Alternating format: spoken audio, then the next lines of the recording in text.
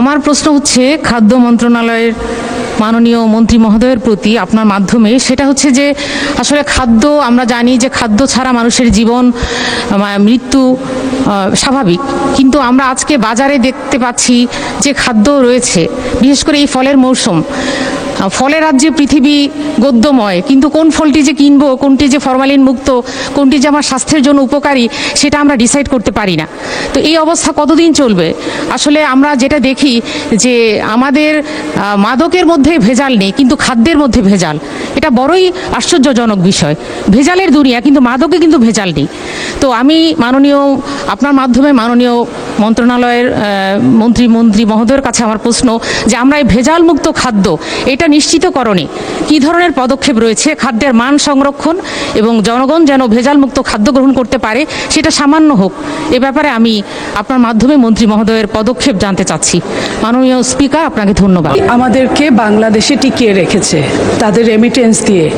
এই রেমিটেন্স যোদ্ধারা প্রত্যেকটা পদক্ষেপে অসহায়ের মতো তাদের অবস্থা। দেশের বাইরে যাওয়ার জন্য প্রথমেই তারা আনস্কিল হিসেবে যান। আনস্কিল হিসেবে তারা কিভাবে বাথরুম ইউজ করে, কিভাবে আপনার ইমিগ্রেশনের জন্য কাগজে লিখতে হয়, এগুলো কিছুই জানে না। এই জায়গাগুলোতে আমাদের কোনো ওইখানে হেল্পার নাই। আমরা যারা তাদের সাথে কোনো বিদেশে গমন করি, আমরা হয়তো তাদেরকে কখনো হেল্প করি এই লিখে দেওয়া কাগজগুলোকে।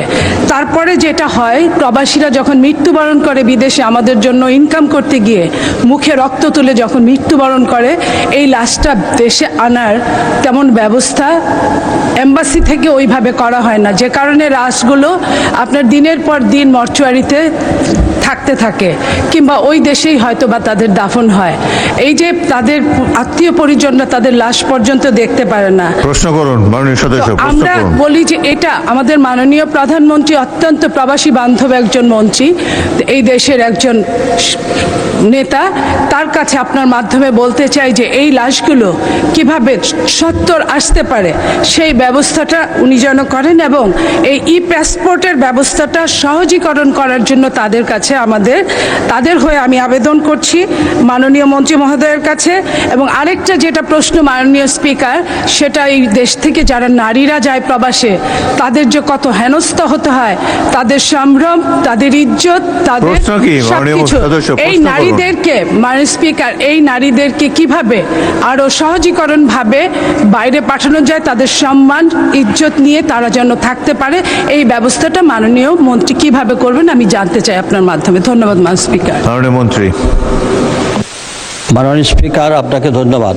এই ব্যাপারে আমাদের মাননীয় প্রধানমন্ত্রীর দিক নির্দেশনায় আমরা প্রত্যেকটি সেন্টারে যেভাবে আমরা দক্ষ শ্রমিক তৈরির জন্য সব প্রশিক্ষণ ব্যবস্থা করা হচ্ছে, এবং ইতিমধ্যে মাননীয় সংসদ সদস্য তো জানেন, বাংলাদেশের বিভিন্ন সংবাদ মাধ্যমে প্রকাশিত হয়েছে যে বিদেশে যারা এই পর্যন্ত মৃত্যুবরণ করেছে, এই সরকারের সময় আমরা আমাদের সরকারের রাষ্ট্রীয় খরচে আমরা শুধু লাশ আনি নাই, লাশকে বাড়ি পর্যন্ত পৌঁছানো সহ তার দাফন কাফন সহ সব কিছুই আমরা সম্পন্ন করে আসছি, এবং এটা হয়তো এই বাংলাদেশেই প্রথম।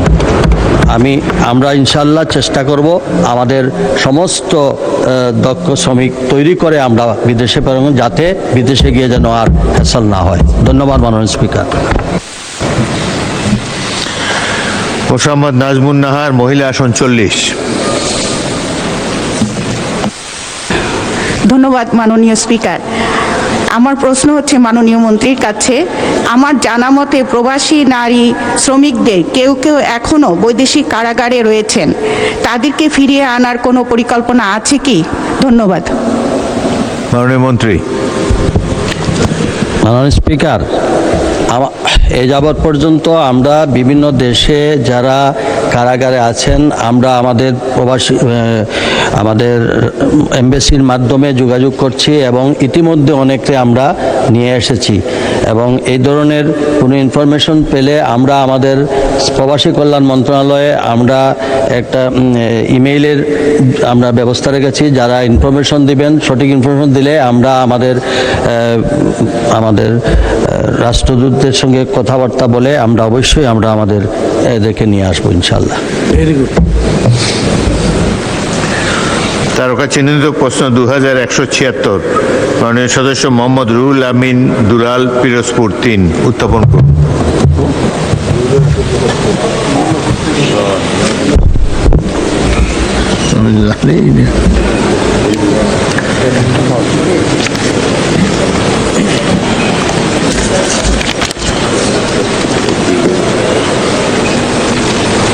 আমার না,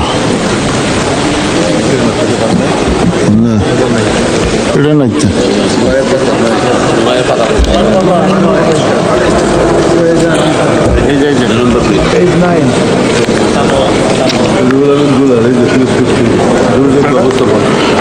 মাননীয় স্পিকার, আপনাকে ধন্যবাদ।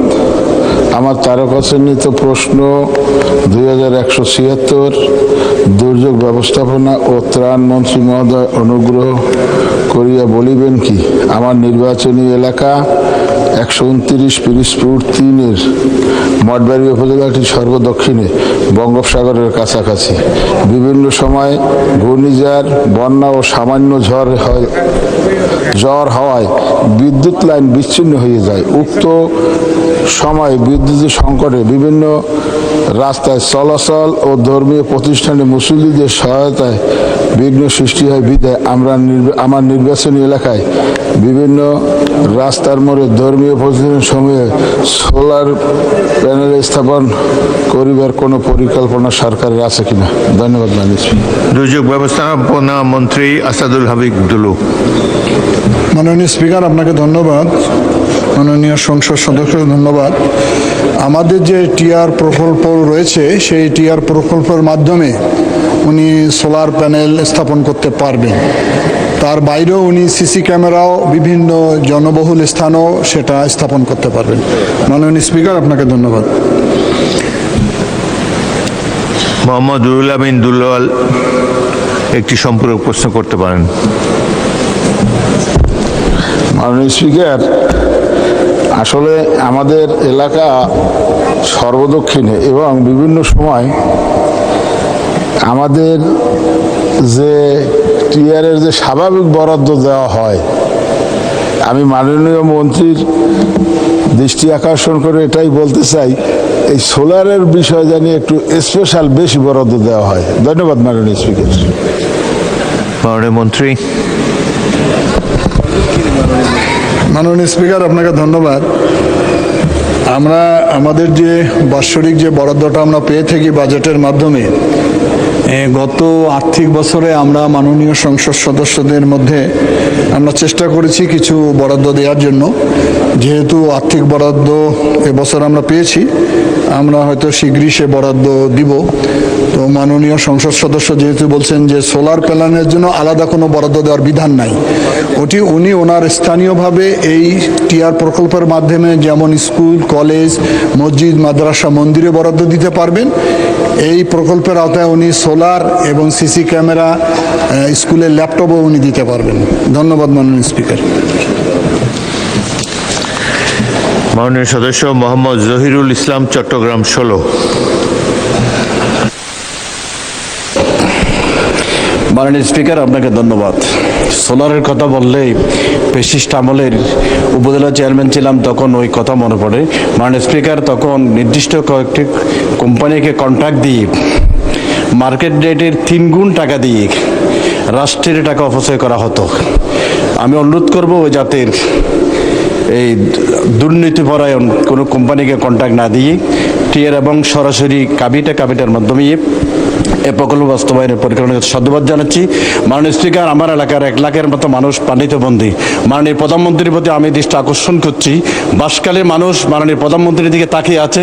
উনি যাতে বাস্তুহারা সেই ঘরের খারাপ মানুষগুলোর আশ্রয় দিতে পারে, কিছু জরুরি ভিত্তিতে টিন এবং গৃহ সামগ্রী বরাদ্দ দিয়ে বাঁশখালীর মানুষগুলো যাতে বাঁচাতে পারে। এখনো পর্যন্ত মাননীয় প্রধানমন্ত্রী মানুষগুলো পানিতে বন্দী। মাননীয় স্পিকারের মাধ্যমে মাননীয় দুর্যোগ ব্যবস্থাপনা মন্ত্রী মহোদয়ের কাছে গতকালও গিয়েছিলাম, আজকেও গিয়েছিলাম। ওনার বরাদ্দ স্পেশাল দেওয়া হয়। মাননীয় স্পিকারের মাধ্যমে ওনার বরাদ্দ বাঁশখালীতে আলাদা বরাদ্দ দেওয়ার প্রস্তাবনা আছে কিনা, এই অনুরোধটি আমার কাছে, এই প্রশ্নটি মাননীয় মন্ত্রীর কাছে আমার আছে। মাননীয় মন্ত্রী। মাননীয় স্পিকার, আপনাকে ধন্যবাদ। মাননীয় সংসদ সদস্য একটি গুরুত্বপূর্ণ অভিযোগ করেছেন। অভিযোগটা অনেকখানি সত্য। গত আওয়ামী সরকারের আমলে এই প্রজেক্টটা পরিচালনা করা হয়েছে। বিভিন্ন অঞ্চলে এই সোলার প্যানেল এটি অকার্যকর। উনি বলেছেন যে দুর্নীতিবাজ বা দুর্নীতিপরায়ণ কোনো কোম্পানিকে দেওয়া হয়েছিল। আমরা সেজন্য ওই প্রজেক্টটাকে আমরা চলমান রাখি নাই। আমরা চাচ্ছি যে সংসদ সদস্যরাই তার এলাকায় তারা এটা টিআর প্রকল্পের মাধ্যমে বাস্তবায়ন করবেন। আর উনি যে প্রশ্নটা নিয়ে এসেছেন এটা আমি 300 বিধিতে আমি বিবৃতি দেব। ধন্যবাদ মাননীয় স্পিকার। ধন্যবাদ মাননীয় মন্ত্রী। 2177 তারকা চিহ্নিত প্রশ্ন মোহাম্মদ গোলাম রসুল, যশোর 4 উত্থাপন করুন। মাননীয় স্পিকার, আপনাকে ধন্যবাদ।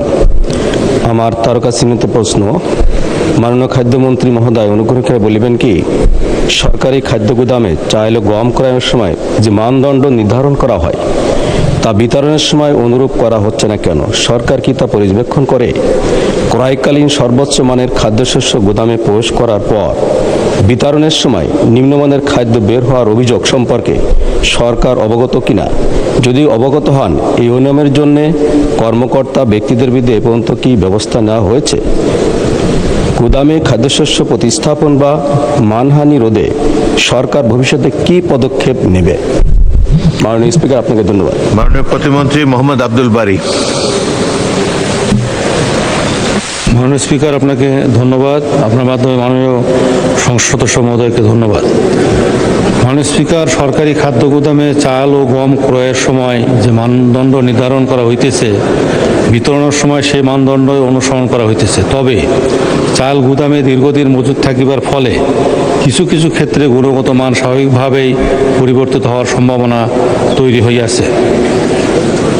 এছাড়া ক্রয়কালীন সর্বোচ্চ মানের খাদ্যশস্য গুদামে প্রবেশ করিবার পর বিতরণের সময় নিম্নমানের খাদ্য বাহির হওয়ার অভিযোগ সবসময় সঠিক নয়। গুদামে খাদ্যশস্য সংরক্ষণের পর স্বাভাবিক নিয়মে মানের কিছু অবনমন হইতে পারে, যা প্রতিরোধে সরকারি প্রচেষ্টা অব্যাহত রহিয়াছে।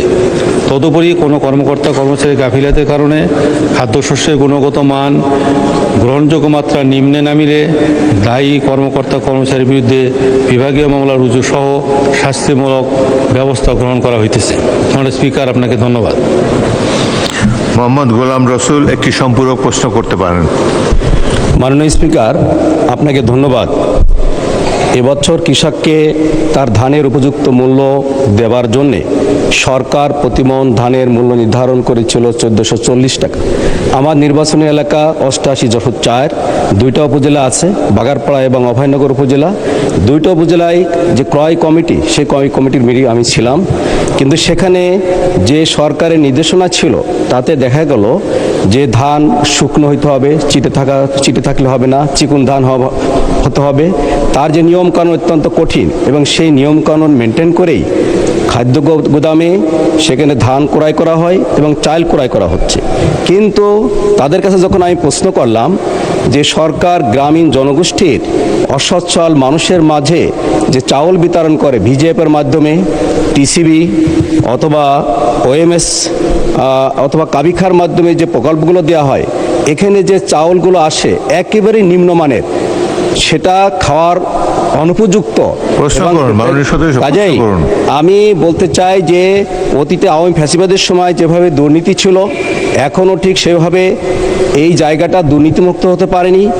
কত সময় নাগাদ বা কতকাল নাগাদ এই জনগণ আমরা যে খাদ্য গুদামে দিচ্ছি, সেই খাদ্য গুদামে সেই ভালো খাবারটা মানুষ পাবে, গ্রামের মানুষ পাবে, এটা আমি জানতে চাই। কারণ সেখানে আমি প্রশ্ন করেছিলাম কর্মকর্তাদের, আমরা যে এত ভালো চাউল কেনার ব্যবস্থা করছি, এত ভালো চিকুন ধান কেনার ব্যবস্থা করছি, কিন্তু যখন বিজেপির চাউল দেওয়া হয় অথবা কাবিটার যে চাউল দেওয়া হয়, এগুলো বাজারে বিক্রয় করা যায় না, তাহলে মাঝে এই ধান এবং চালগুলো কোথায় যায় তার কোনো উত্তর কিন্তু তারা দিতে পারেনি।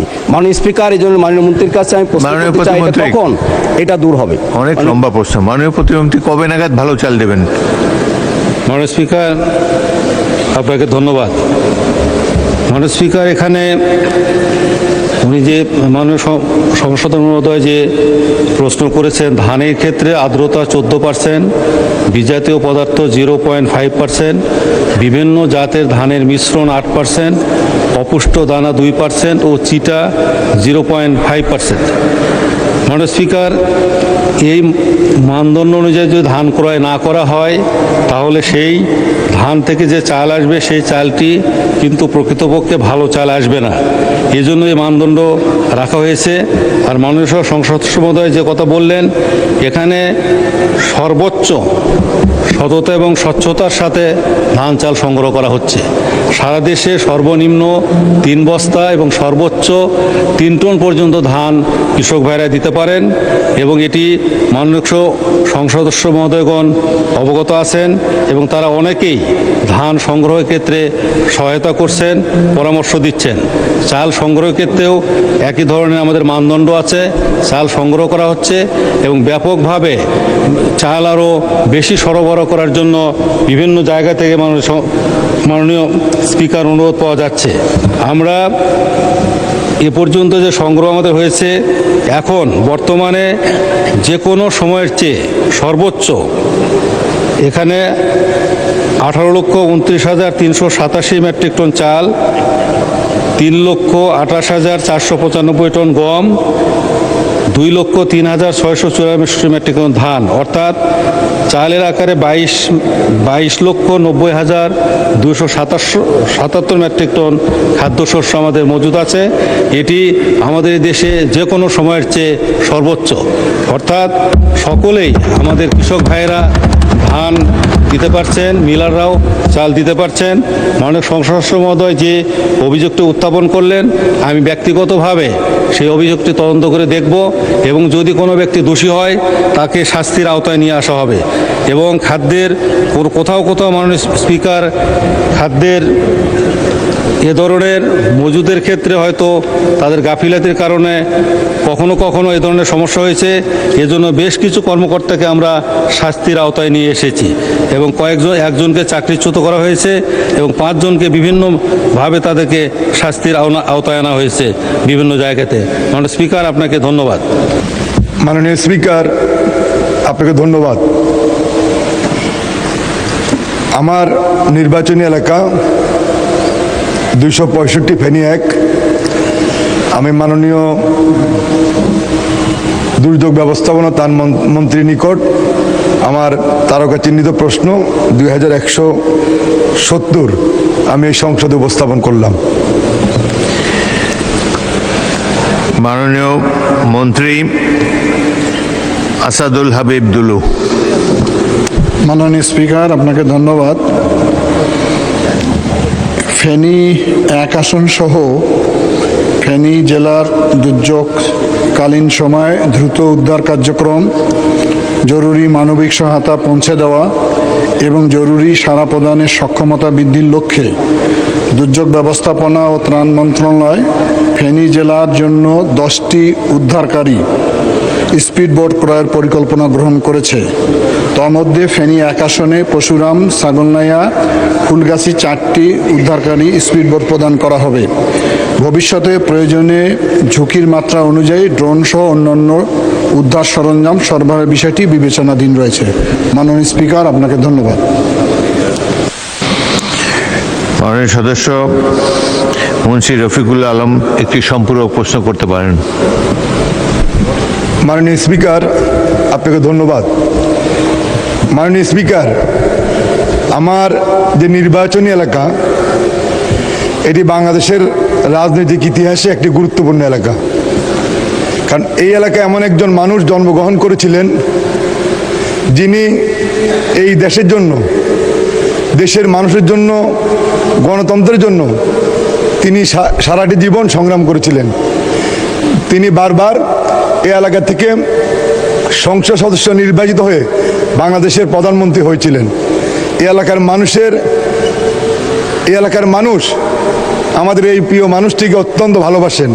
তিনি হচ্ছেন আমাদের প্রিয় নেত্রী, বাংলাদেশের সাবেক 3 বারের প্রধানমন্ত্রী, আপসীন দেশনেত্রী মরহুমা বেগম খালেদা জিয়া। আমি আজকের এই সংসদে সর্বপ্রথম আমার নেত্রীকে আমি শ্রদ্ধার সাথে আমি স্মরণ করছি। মাননীয় স্পিকার, আমি মাননীয় মন্ত্রীর নিকট একটি বিষয় জানতে চাই। এই ফেনী এক দীর্ঘ 17টি বৎসর অবহেলিত, শুধুমাত্র বেগম খালেদা জিয়ার নির্বাচনী এলাকা হওয়ায় এই এলাকায় কোনো উন্নয়ন কর্মকাণ্ড হয়নি। এই এলাকার মানুষ বারবার বন্যা এবং খরায় দুর্যোগকালীন সময় বারবার ক্ষতিগ্রস্ত হয়েছে, কিন্তু মানুষ তেমন কিছু পায় নাই। এই এলাকার মানুষ অনেক গরিব।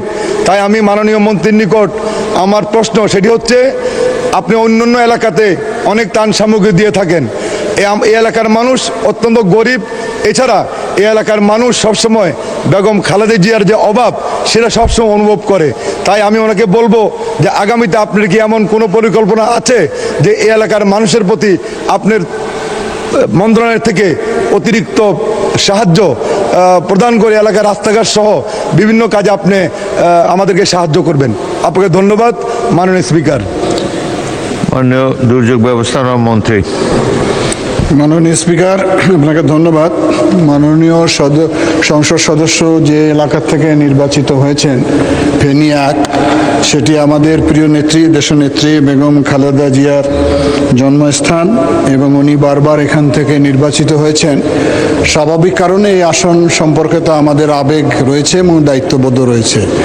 আমি মাননীয় সংসদ সদস্যকে বলবো, ওনার এলাকায় যেগুলো কাজ আমাদের মন্ত্রণালয় থেকে করা সম্ভব উনি যদি আমার সঙ্গে তালিকা দিয়ে যোগাযোগ করে অবশ্যই সেটাকে অগ্রাধিকার ভিত্তিতে আমরা বিবেচনা করব।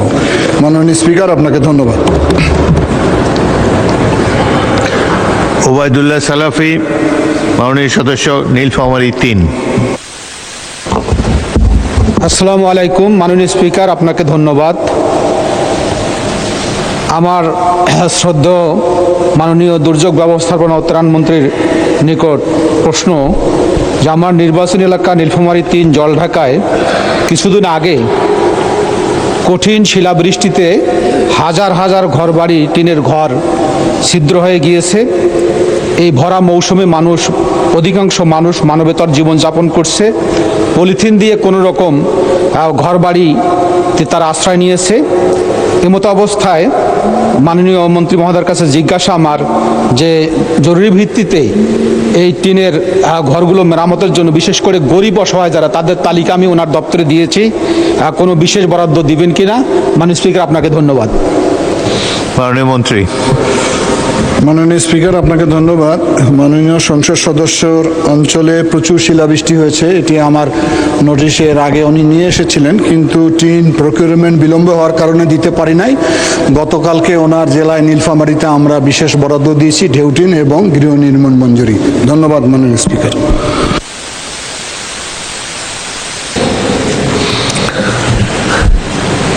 তারকা চিহ্নিত প্রশ্ন 2171, শিল্পমন্ত্রী আসেন নাই, এটা উনি আসতে পরে উত্থাপন করব।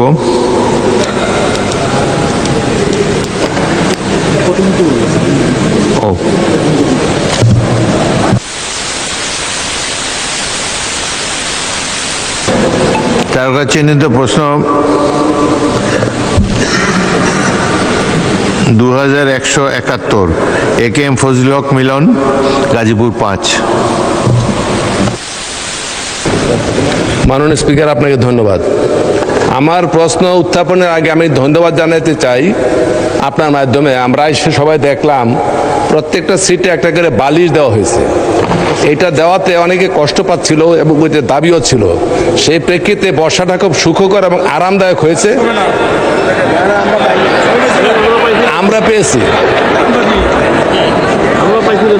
আমরা পেয়েছি মানুষ প্রশ্ন করেন, সে বললাম মন্ত্রী প্রশ্ন করেন। মাননীয় স্পিকার, আমার প্রশ্ন বাণিজ্য মন্ত্রী মহোদয় অনুগ্রহ করে বলিবেন কি নিত্য প্রয়োজনীয় দ্রব্যের মূল্য নিয়ন্ত্রণে সরকার কি কার্যকর পদক্ষেপ গ্রহণ করিয়াছে? ধন্যবাদ মাননীয় স্পিকার। মাননীয় প্রতিমন্ত্রী, বাণিজ্য মন্ত্রণালয়।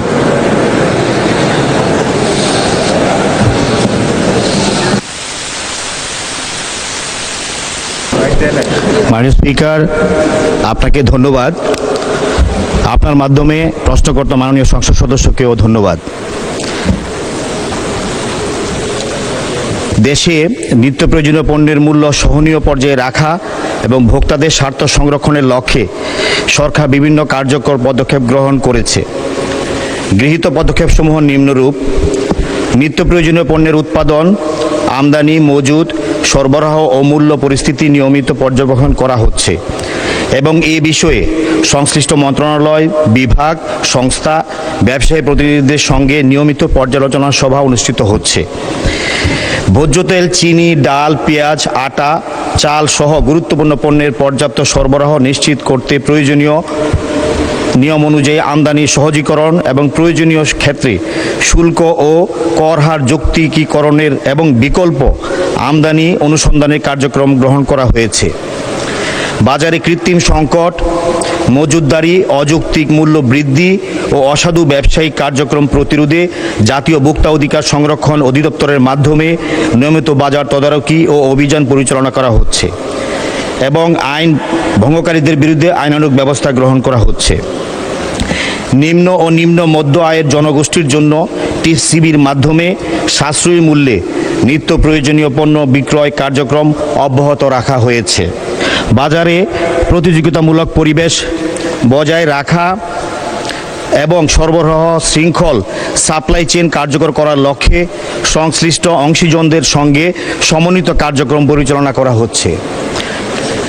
পণ্যের বাজার পরিস্থিতি নিবিড়ভাবে পর্যবেক্ষণপূর্বক প্রয়োজনীয় ক্ষেত্রে দ্রুত নীতিগত সিদ্ধান্ত গ্রহণ করা হচ্ছে যাতে সাধারণ ভোক্তাদের উপর মূল্যবৃদ্ধির নেতিবাচক প্রভাব কমানো যায়। ধন্যবাদ মাননীয় স্পিকার। মাননীয় সদস্য এ.কে.এম. ফজলুল হক মিলন একটি সম্পূরক প্রশ্ন করতে পারেন।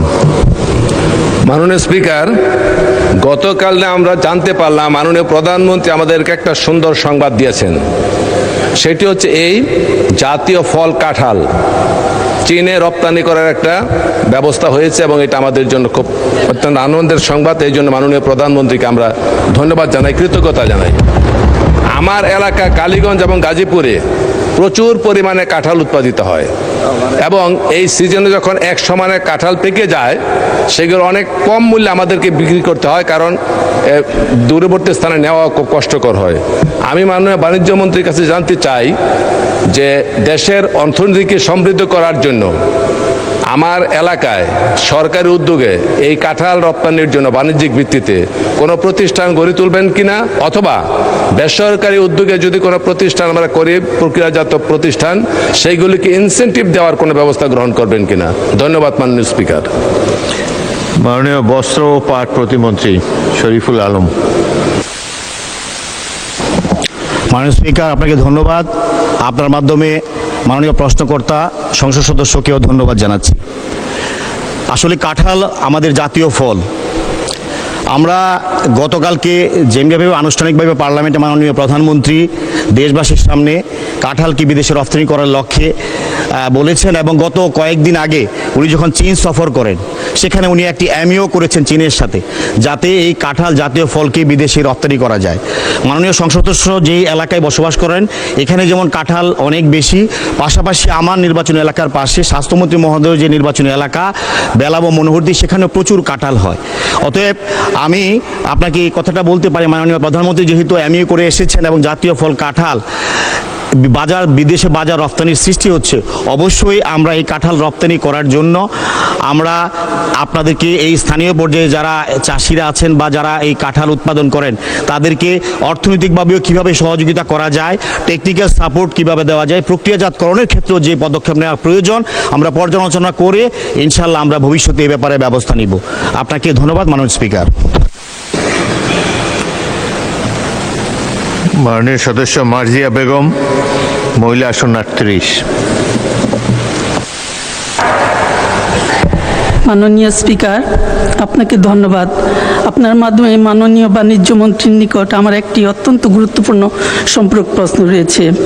সরকার তথ্য প্রযুক্তি ও আইটিইএস খাতকে সর্বোচ্চ অগ্রাধিকার প্রাপ্ত খাত হিসাবে ঘোষণা করলেও মাঠ পর্যায়ের চিত্র আইটি উদ্যোক্তাদের জন্য চরম হতাশাজনক। আইটি ও সফটওয়্যার রপ্তানি বিপরীতে একসময় 10% নগদ প্রণোদনা দেওয়া হলেও তা কমিয়ে প্রথমে 8% এবং বর্তমানে 6%-এ নামিয়ে আনা হয়েছে। একদিকে প্রণোদনার হার ক্রমান্বয়ে কমছে, অন্যদিকে এই সামান্য 6% পেতেও অত্যন্ত জটিল আমলাতান্ত্রিক প্রক্রিয়া এবং কাগজপত্রে বেড়া জ্বালিয়ে প্রকৃত উদ্যোক্তাদের পদে পদে হয়রানির শিকার হতে হচ্ছে। পাশাপাশি বিশ্ববাজার ধরতে উদ্যোক্তারা যখন প্রথাগত সফটওয়্যারের বাইরে দেশীয় B2B মার্কেট প্লেস তৈরি করছে অথবা semi conductor, design, drone, UAV এর মতো উচ্চ মূল্যের ইমার্জিং হার্ডওয়্যার প্রযুক্তির দিকে এগোচ্ছে, তখন এই আধুনিক খাতগুলোর জন্য বাণিজ্য মন্ত্রণালয়ের যুগোপযোগী কোনো রপ্তানি নির্দেশিকা বা কাস্টমস ছাড়পত্র নীতিমালা বাস্তবে কার্যকর নেই। আমার প্রশ্ন হলো, তথ্যভিত্তিক খাতের কাঙ্ক্ষিত প্রবৃদ্ধি ধরে রাখতে নগদ প্রণোদনার হার হ্রাস করার এই আত্মঘাতী সিদ্ধান্ত থেকে সরে এসে তা পুনরায় সম্মানজনক পর্যায়ে উন্নীত করার এবং এই প্রণোদনার প্রাপ্তির প্রক্রিয়াকে সম্পূর্ণ স্বয়ংক্রিয় ও হয়রানিমুক্ত করতে বাণিজ্য মন্ত্রণালয় দ্রুত কোনো ব্যবস্থা গ্রহণ করবেন কিনা। একই সাথে সেমিকন্ডাক্টর হার্ডওয়্যার প্রযুক্তি, জি সংক্ষিপ্ত, হার্ডওয়্যার প্রযুক্তি রপ্তানি এবং দেশীয় B2B প্ল্যাটফর্মগুলোর মাধ্যমে আন্তঃসীমা বাণিজ্য, ক্রস বর্ডার ই-কমার্স বাধামুক্ত করতে দীর্ঘদিন ধরে আটকে থাকা নীতিমালাগুলো কবে নাগাদ চূড়ান্ত করে বাস্তবে প্রয়োগ করা হবে? ধন্যবাদ মাননীয় স্পিকার। মাননীয় প্রতিমন্ত্রী, কবে নাগাদ বাস্তবায়ন হবে বলুন। মাননীয় স্পিকার, প্রশ্নকর্তাকেও ধন্যবাদ, আপনাকেও ধন্যবাদ মাননীয় স্পিকার। আসলে আমরা ছিলাম বাণিজ্য মন্ত্রণালয়ে কাঁঠাল রপ্তানির বিষয় বা নিত্য প্রয়োজনীয় পণ্যের মূল্য বৃদ্ধির দায়ী অসাধু ব্যবসায়ী মজুতদারের বা বিষয়ে আমরা ছিলাম বাজার নিয়ন্ত্রণের বিষয়ে। প্রশ্নটা আমার কাছে রিলিভেন্ট মনে হয়নি এটা, এবং তথ্য প্রযুক্তির প্রণোদনা এবং তথ্য প্রযুক্তির ICT সেক্টরের বিষয়টা আমার কাছে মনে হয় যে এটা ICT মন্ত্রণালয়ের বিষয়।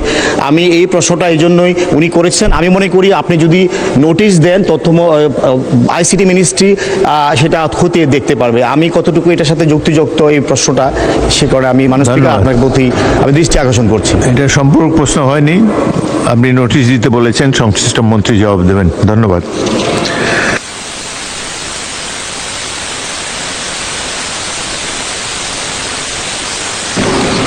তারকা চিহ্নিত প্রশ্ন 2172, মাননীয় সদস্য শেখ মুজিবুর রহমান ইকবাল, কিশোরগঞ্জ 5। ধন্যবাদ মাননীয় স্পিকার। আমার এলাকা কিশোরগঞ্জ, বাজিতপুর, নিকলি, কিশোরগঞ্জ 5। মাননীয় স্পিকার, হাওর অঞ্চল, এখানে খাদ্য গুদাম 2 থানায় যে পরিমাণ আছে তাও প্রতুল। বিশেষ করে আমার এলাকায় হাওর অঞ্চলে একটি ফসল হয়, একটি ফসলের পরে মাননীয় স্পিকার ওখানে ক্ষীরা, টমেটো এইসব ব্যাপক পরিমাণ হয়। রাস্তাঘাট ভালো নাই বলে এগুলি শহরে আনা সম্ভব হয় না, এগুলি ন্যায্য মূল্য কৃষক পায় না। অতি সত্বর এখানে 2 থানায় হিমাগারের প্রয়োজন এবং খাদ্য গোডাউনও আবার বাড়ানো প্রয়োজন। আমাদের এলাকার লোক অত্যন্ত গরিব। মাননীয় সদস্য, আপনার প্রশ্ন যা লেখা আছে ওইটা পড়েন। জি, অতএব এখানে খাদ্য গুদাম করার পরিকল্পনা আছে কিনা এটা মাননীয় মন্ত্রীর কাছে আমার প্রশ্ন। নিকলি বাজিতপুরে খাদ্য গুদাম আর হবে কি না? ধন্যবাদ মাননীয় স্পিকার। মাননীয় মন্ত্রী মোহাম্মদ আব্দুল বারী।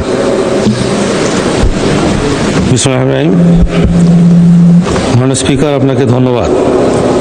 মাননীয় স্পিকার, আপনার মাধ্যমে শেখ মুজিবুর রহমান ইকবাল মাননীয় সংসদ সদস্য মহোদয়কে প্রশ্ন করার জন্য ধন্যবাদ। মাননীয় স্পিকার, হ্যাঁ, কিশোরগঞ্জ জেলার বাজিতপুর ও নিকলি উপজেলায় খাদ্য গুদাম রহিয়াছে। বর্তমানে বাজিতপুর উপজেলায় বিদ্যমান খাদ্য গুদামের ধারণ ক্ষমতা 2000 মেট্রিক টন এবং নিকলি উপজেলায় বিদ্যমান খাদ্য গুদামের ধারণ ক্ষমতা 1500 মেট্রিক টন। বিদ্যমান খাদ্য গুদামের মাধ্যমে সংগ্রহ ও বিলি বিতরণ কার্যক্রম সুষ্ঠুভাবে সম্পন্ন করা যাইতেছে বিধায় উক্ত খাদ্য গুদামের ধারণ ক্ষমতা বৃদ্ধি করিবার পরিকল্পনা সরকারের আপাতত নেই।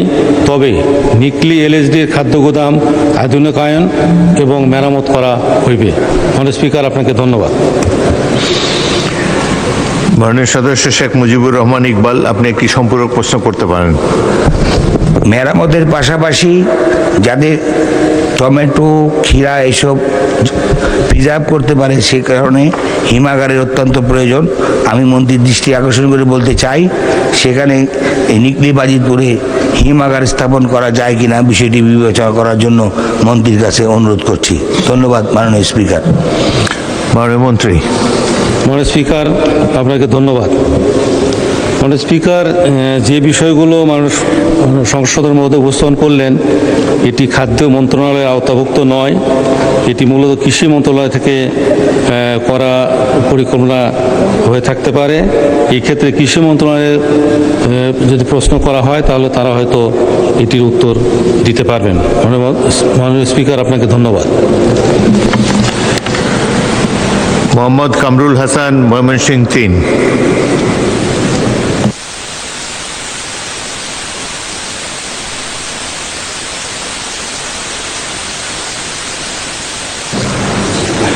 সালাম আলাইকুম। দুঃখিত, ময়মনসিংহ 6, কামরুল হাসান। মাননীয় স্পিকার, আপনাকে ধন্যবাদ। আমরা জানি যে এই খাদ্য গোদামজাত করার জন্য বিভিন্ন সময়ে ধান ক্রয় করা হয়ে থাকে বা চাল ক্রয় করা হয়ে থাকে।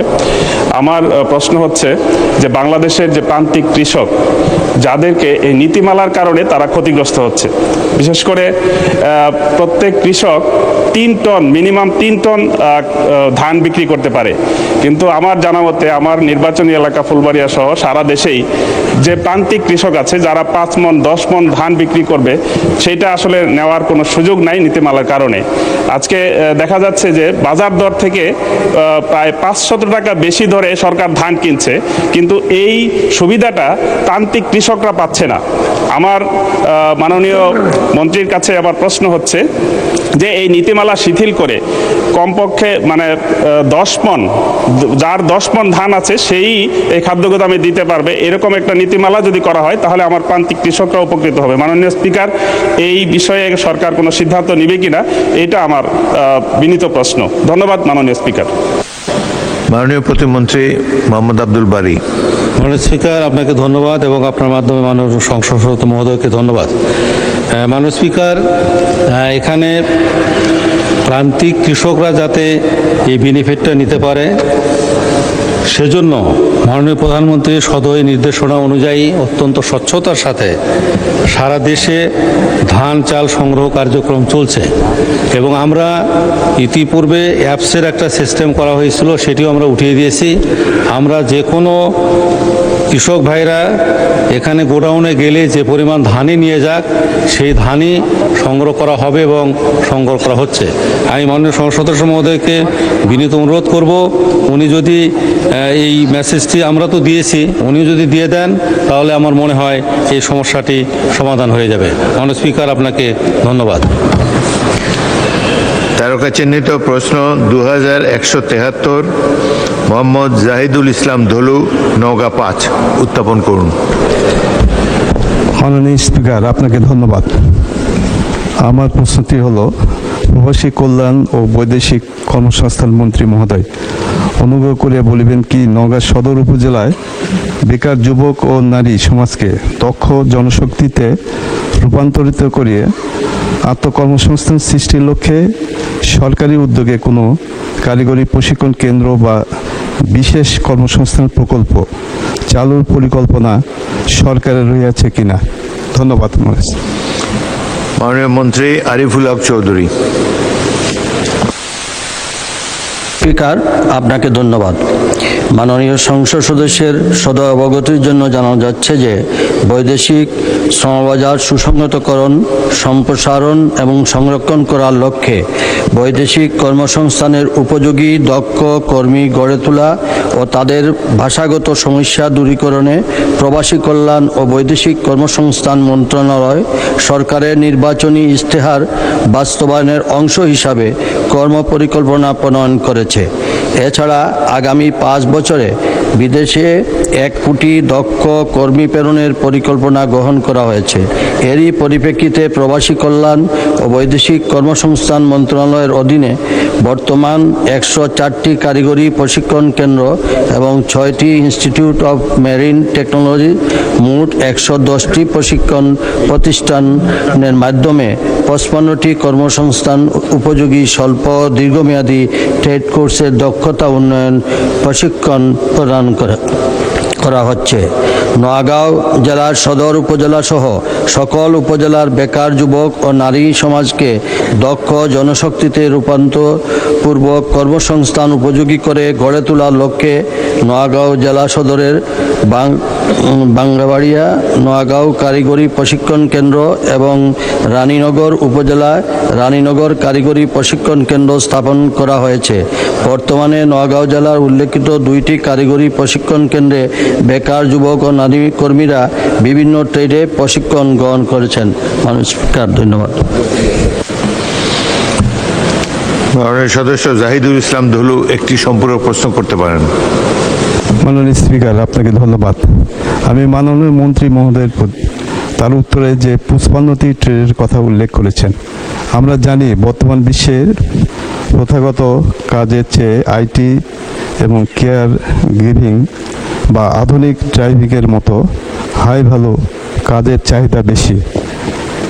আমার সম্পূরক প্রশ্ন, নওগাঁ এই 2টি টিটিসিতে আন্তর্জাতিক বাজারের চাহিদার সাথে সঙ্গতিপূর্ণ এই 2টি আধুনিক ও উচ্চমানের ট্রেডগুলো পর্যাপ্ত পরিমাণে চালু আছে কিনা, না থাকলে তা চালুর কোনো পরিকল্পনা আছে কিনা? ধন্যবাদ। মাননীয় মন্ত্রী। আন্তর্জাতিক মানসম্পন্ন এই ট্রেডের জন্য আমাদের কর্মসূচি রয়েছে। আমরা প্রত্যেকটা ট্রেড সেন্টারে এই ধরনের কর্মসূচি বাস্তবায়ন করব ইনশাআল্লাহ।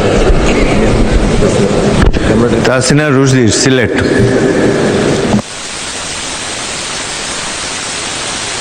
রহমানুর রহিম। মাননীয় স্পিকার, আপনাকে ধন্যবাদ। মাননীয় প্রবাসী কল্যাণ ও বৈদেশিক কর্মসংস্থান মন্ত্রী মহোদয়ের কাছে আমার প্রশ্ন, আমার নির্বাচনী এলাকা সিলেট 2, বিশ্বনাথ এবং উসমানীনগর। এই এলাকায় মানুষ কম শিক্ষিত এবং শিক্ষার হার খুবই কম। এই স্বল্প শিক্ষিত মানুষ যারা সিলেটের বাইরে গিয়ে তারা কোনো কর্মসংস্থানের সাথে সম্পৃক্ত হতে আগ্রহী নয়, তো এই স্থানীয়ভাবে কোনো কর্মসংস্থান তাদের নাই। তো এই সমস্ত যে কম শিক্ষিত যারা নারী পুরুষ আছে এবং যারা বিধবা, তাদের জন্যে তাদেরকে দক্ষ জনশক্তিতে রূপান্তর করে তাদের কর্মসংস্থানের কোনো পরিকল্পনা আছে কিনা মাননীয় মন্ত্রীর কাছে জানতে চাই। ধন্যবাদ মাননীয় স্পিকার। মাননীয় মন্ত্রী। মাননীয় স্পিকার, মাননীয় সংসদ সদস্যকে ধন্যবাদ। আমরা বিধবা এবং বাংলাদেশের যে কোনো স্থানে আমাদের দক্ষ শ্রমিক তৈরি করার জন্য আমাদের পরিকল্পনা রয়েছে। ইনশাল্লাহ আমরা ওনার এলাকাতেও আমরা সেটা করব ইনশাল্লাহ। তারকা চিহ্নিত প্রশ্ন 2175, নীলুফার চৌধুরী মণি, মহিলা আসন 10। মাননীয় স্পিকার, আপনাকে ধন্যবাদ। আমার প্রশ্নটি হলো, প্রবাসী কল্যাণ ও বৈদেশিক কর্মসংস্থান মন্ত্রী মহোদয় অনুগ্রহ করিয়া বলিবেন কি, ক প্রবাসীদের অর্জিত অর্থ দিয়া তাহাদের কল্যাণে সরকার কি কি কার্যক্রম গ্রহণ ও বাস্তবায়ন করিয়াছে, খ বাস্তবায়িত কার্যক্রমে প্রবাসীদের পরিবারবর্গ কি কি সুবিধা পাইতেছে, গ সুবিধাভোগীদের পরিসংখ্যান কি, এবং ঘ এই বিষয়ে সরকারের আগামী পরিকল্পনা আছে কি? ধন্যবাদ মাননীয় স্পিকার। মাননীয় মন্ত্রী আরিফুল হক চৌধুরী। মাননীয় স্পিকার, আপনাকে ধন্যবাদ। উল্লেখযোগ্য পদক্ষেপগুলো হলো, বিমানবন্দরে প্রবাসী কল্যাণ ডেস্কের মাধ্যমে বিদেশগামী ও প্রত্যাবর্তনকারী কর্মীদের বিমানবন্দরের সংশ্লিষ্ট আনুষ্ঠানিকতা সম্পাদনের সহায়তা, যেমন লাগেজ র্যাপিং, লাগেজ প্রাপ্তি, ছটির কাগজ প্রিন্ট, ফটোকপি ও সত্যায়ন, সেবা কর্মী নিয়োগের মাধ্যমে সহায়তা, ইমিগ্রেশন কাস্টম সংক্রান্ত কার্যাদি সম্পাদনের সহায়তা করা হয়। প্রবাসী রেমিটেন্স যোদ্ধাদের জন্য ফ্রি ওয়াইফাই, টেলিভিশন, সংবাদপত্র ও ফ্রি টেলিফোন সুবিধা সহ 30% ডিসকাউন্টে প্রবাসী ক্যাফেতে সুলভ মূল্যে স্বাস্থ্যসম্মত খাবার ব্যবস্থা করা হয়। দেশের 3টি বিমানবন্দরে ওয়েজার্নার্স কল্যাণ বোর্ড কর্তৃক স্থাপিত প্রবাসী কল্যাণ ডেস্কের মাধ্যমে। মাননীয় মন্ত্রী, 4 পৃষ্ঠাব্যাপী উত্তর, আপনি চাইলে এটা পঠিত বলে গণ্য হতে পারে। উত্তরে বাকি অংশ পঠিত বলে গণ্য করা হলো।